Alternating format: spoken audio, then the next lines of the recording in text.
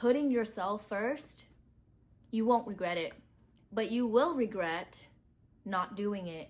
You will regret looking back in 2 to 3 years ago and remembering the things that you used to do and just being like completely disgusted with your actions back then because you didn't choose yourself. If I didn't put myself first, I would have never been in the position that I am right now. This year, I'll probably try to take you on this journey of where I was 3 to 5 years ago versus to where I am now. The changes that I had to go through to really be happy, to be satisfied with who I am, loving myself, and to have to go through certain things to get there. I can't even fathom not living this life, not being this version of myself, because like, why was I waiting for so long to do it?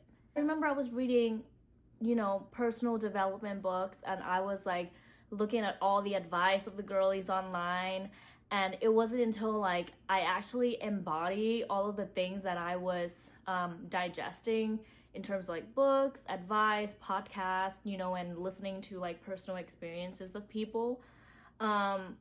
But obviously, I can never discredit my journey because I had to go through that entire journey to really fully appreciate where I am now.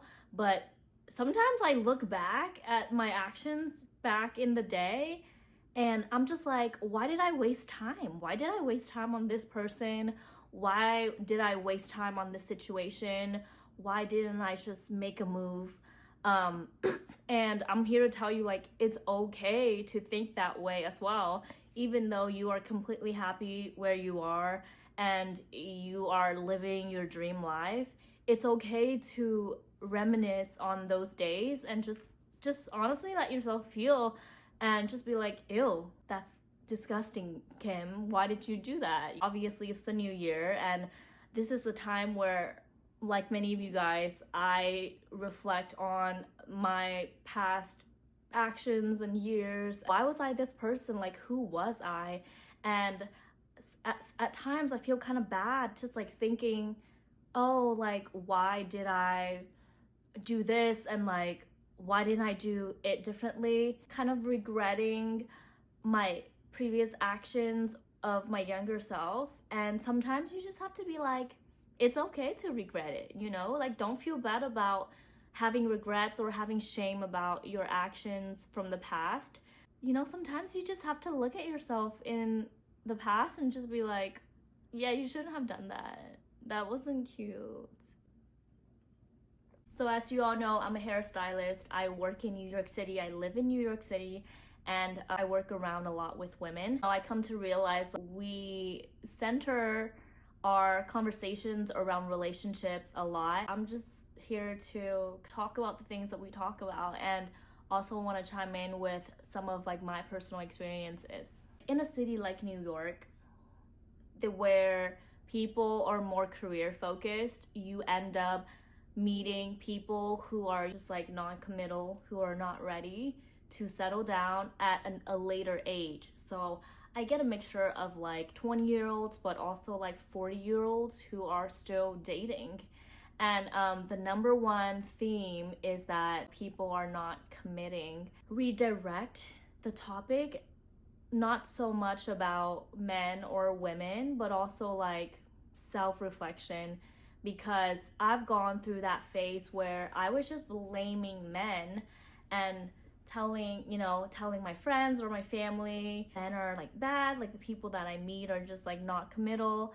It wasn't until I really looked into myself and my actions and what I wanted when I look at dating, that's when I realized that I have been dating the wrong way this entire time, up until I met my boyfriend. But I have been dating the wrong way, and here's what I mean when I say that putting myself first in terms of everything, dating, career, personal life, health, putting myself first has changed my life completely. When you are dating the right way, everything is fun. You're not gonna get hurt. You're not gonna meet bad people. If you are meeting bad people, your radar is going to go off, and you're gonna cut them off so early on. And I had to learn that the hard way. When I was 21, I dated this man, and he turned out to be married. I dated him for 3 years not knowing. I was very naive, okay? We can talk about that in another video, but I was super naive. Obviously, he was like my first real relationship. I didn't have a example, and then growing up, I didn't have like really good examples of like what love is, what real relationships, respect, how women are supposed to behave, you know, with the highest self-respect. So I didn't have that to look up to with anybody that I know. Going into the dating scene, I meet this guy and I thought this is love and this is what a relationship should be. Therefore, I didn't see the red flags or the signs that he was married until I found out, because of one of my clients showed me how to find out if somebody is like not who they are. Fast forward, after breaking up with him, I thought that I had healed, or I thought that I handled that breakup really well. I'm just going to detach from that situation completely and just start over. And that started my series of just like constantly dating, jumping from one person to another, always blaming that they're the one that's non-committal. So this was before therapy. Here I am just thinking I'm just this great person and everyone that I date is non-committal and fucked up. The truth of the matter is, like, I was meeting people with traumas, unhealed traumas, because I had unhealed traumas. I've never fully worked on my traumas, like in terms of that relationship, childhood, and it just accumulates after one relationship after another. I thought I was fine. I thought I was like great. That just kind of brings to the point of like, you meet who you are. You date people who shows you your dark side, your dark shadows that you have to work on. Because if you don't work on them, you will constantly meet the same person in different physical forms. It's called dating with a pattern, not dating the same guy. You are repeating patterns in different guys. So it's not really your type, it's your pattern. When I see or hear people saying that men are this and men are that, I often think, well, have you looked at who you are? Have you looked at the things that you are tolerating and the things that you are showing them without even saying a word? Are you displaying honorable actions? Are you displaying boundaries, very stern boundaries? Do you show that you respect yourself? Because like us, human beings, men or women, we see when someone doesn't respect themselves. We see when someone still has unhealed traumas, especially if they are also, especially during the trauma bonding process. Traumas recognize traumas, and so therefore that's who you meet. If you haven't worked on your shadows, if you haven't done the inner work. So that's what I quickly realized, is that as I was dating from the year 2019 to 2024, those 5 years, I was repeating the same pattern because I didn't fully work on myself. I didn't know what boundaries were. I thought I knew what boundaries were, and I thought that I was showing boundaries and standards. However, my actions were saying otherwise. I was still letting people disrespect me. I was still letting people run around me or like do the push and pull or breadcrumbing me because I didn't have standards. I didn't know when to pull away. I didn't know when to stop communication. I just didn't have a boundaries of like, if this person does this one more time, or even just the first time, I'm done, because that's my standard. I didn't have that. I was letting people repeat the same hurtful behavior to me 1 or 2 or even 10 times until it kind of broke me and broke my face out completely. I will show you guys what my face looked like right here. Okay, this is what my face looked like because of many years of traumas and self-rejection and, you know, self-hatred, that wasn't blatantly that I wasn't doing it on purpose. It was just like the fact that I was disrespecting myself, my body, my energy, and my soul by allowing other people to disrespect it. My body was just purging, and it wasn't until last year that I've decided, like, okay, I'm done. I'm going to stop dating for a little bit, but also because I was healing my face, I'm gonna stop dating, re-strategize, and see what I'm doing wrong. Sometimes, really though, like, you cannot not do the work and expect people to respect you or to treat you the queen or the princess that you are. Everybody deserves to be treated with the highest respect. However, if they see that you don't respect yourself, and if you're allowing them to keep doing these hurtful things to you, you're not going anywhere with this strategy. Oftentimes, some things that I had to learn the hard way is that, like, everyone's ego is huge. My ego was super big. I didn't want to rip it open and opened up that can of worms where I had to face what I was doing wrong. I had to face and sit in this discomfort of, like, you're doing this the wrong way. This is not how you should be doing it, because I've always thought I was right. And I mean, I understand that's a lot of people as well. Tea is so good. I just didn't know that I was dating the wrong way, you guys, until I did. And then I did a complete 180, and that was when my life changed. Kim, what does it mean to put yourself first? Like, I don't know how to do it. I don't know where to start. The number one thing that I did when I put myself first was learning to say no. Say no to experiences that I don't feel like going, that doesn't nourish my soul. Disrespect my time. If he hits you up last minute for a date, there's no rules to dating. However, if that's not your thing, say no. Politely reject. You can say things like, I love the fact that you think of me, however, this is way too late. How about we do it so and so and so? Because when you give him or her a specific time, and if they don't follow through with that, then you'll know that's not your person. Don't feel the need to say yes because you don't think there's gonna be another one. Don't feel the need to say yes because this is the only time he's available, and you just have to fix your schedule around him. If anyone were to date me and we are in consistent communication, and out of nowhere I don't hear from them for 24 hours, immediately blocked. Blocked anybody that doesn't have the urgency to talk to me at least once a day or to check up on me at least once a day.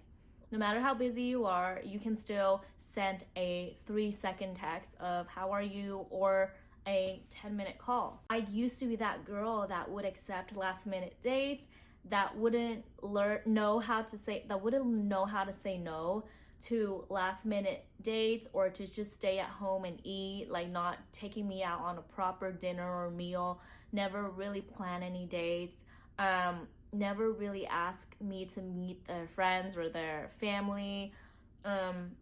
I can name so many things, but I'm telling you, I've been through it all. It's not fun. However, that's dating the wrong way. Like, when you have boundaries and you tell them these are my boundaries, and if that's not you, that's okay, but these are my boundaries, and someone else is gonna fulfill it, right? Just have to also believe, like, somebody else, girlfriend, or, you know, man, whoever's watching this, but somebody is going to love you and talk to you and speak to you and do everything that you want.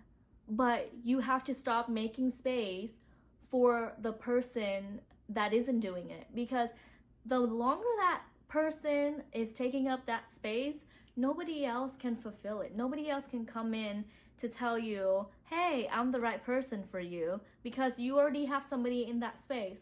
So that is also something to remember, is that you have to let go in order to make space for something else better. Trust me, there's always somebody else better. There's always a better situation. There's always a better partner. There's always a better clientele, a better city, everything. It's very hard in the beginning, okay? It's very hard because it is slim picking out there, okay? But you have to do it. Even if you have to spend that night alone by yourself, please enjoy it. Please learn to do that, because if you don't enjoy your company, who's gonna enjoy your company? If you don't like you, if you don't like to be alone in your thoughts, then I can't imagine anybody else who like to be around you and who like to hear your thoughts, because our love, our self-love is a reflection of how we respect ourselves and how we love ourselves. The things that we do to us when we're alone is ultimately going to shine when we are with other people, or shine even more when we're with other people. Saying no is probably the best thing that saves me from all of these trashy men who were not fitted to date me in the first place. And if they don't follow through, then they're not your person, and it's okay. Dating is a numbers game. You have to date. You cannot expect, in this day and age, if you are in a metro city, if you're in a city where there's like millions of people, it's not the rule to just like meet that one person and instantly connect with. It's an exception. That means it can happen. It's happened before. I've also know many couples who have that experience before. However, it's not for everybody. There are millions of people, billions of people in the world. Your person is out there. However, just don't expect that everyone you meet is going to be that person, or the first few people you meet is going to be that person. Because also, if you're going to meet that person right away, how are you going to know like what you like, what you don't like? The rule is that people date to learn what they like, what they don't like, to go through experiences that they blossom into better versions of themselves, right? And if you look at dating in that way, I promise you, you are going to thrive in the dating scene, because that's what the dating experience is that it's growing, it's learning, it's experiencing things that you would have never done with just yourself, things that you would have never learned had you not meet this person and go to this event and meet this other person. Dating is fun because you're not attached to the idea that this person has to be this ideal partner. Sometimes dating is just learning what you don't like, and that's okay. Sometimes it's more valuable to learn what you don't like. Dating the right way is also not waiting for someone to get you on a date or to ask you on a date. Go on a date with yourself. Date yourself.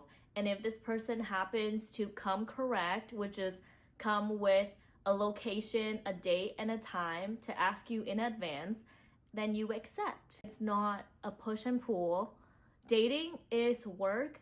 However, it's not supposed to be a dreadful experience. It's supposed to be fun. And if someone's asking you out properly and you want to go out with them, you go out with them. You don't have to try to make this one other person do what you want when it's not them. And honestly, if you have to make someone do something, they're not for you. Dating the right way is also learning when this person is not it. When this situation is just not it. There is no reason for you to go through the same situation with this one person like more than once for you to realize that this person's not gonna be that person. One of the flaws of human nature is that we continue to go through situations that don't work anymore. It's like, how many times does a situation or a person not have to work for you to decide that it's not ever going to work? If someone is showing you already the first, let's just give them the benefit of the doubt, the first 2 times that they're just not gonna be this person for you, then can you please just like take it for face value? Let go to make room for this other better person that will do everything you ask without you physically asking. If you were to give you everything that you've ever wanted in the world, Why would you fall short? If you have the capabilities and the resources and the money to give you everything that you want, why would you fall short? You wouldn't. You wouldn't, because you would give yourself everything that you want. So why are you allowing other people to fall short on you on purpose? I love you guys, and if you guys want more videos like this, please let me know. Give me ideas. Like, send in the comments. Give me ideas about what you guys want me to talk about.